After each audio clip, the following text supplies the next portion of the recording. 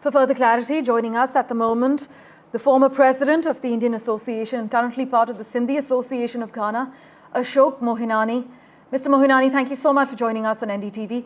Having been the president of the Indian Association in Ghana, how do you perceive the long-term impact of Prime Minister Modi's visit on India-Ghana relations, especially for the diaspora community? I think it's very appropriate and very significant.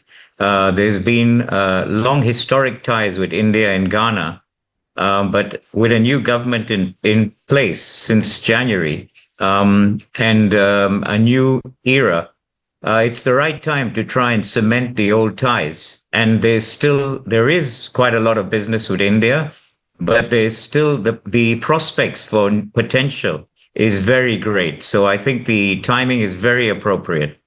You mentioned business. The signing of 4 MOUs actually covers diverse areas from traditional medicine to standardization. But which of these, in your view, holds the most promise for real change in India-Ghana engagement on the ground? And if you could also tell us more about the Indian footprint on Ghana's economy. The Indians have been here for over 100 years.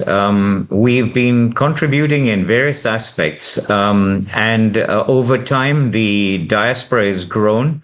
It doesn't only the original settlers and were shopkeepers and commerce related. It's now grown to not only multinationals having a presence here, but large grown businesses in various sectors, from packaging to steel to even the mining sector to infrastructure to power. And it's not only we've got private sector, family owned, individual owned businesses, but also a lot of collaboration and representation from multinational who have a presence here. IT also is a big sector.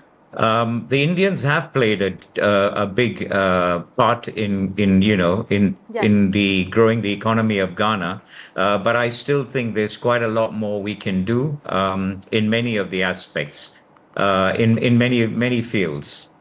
Well, Mr. Mohinini, thank you so much for joining us.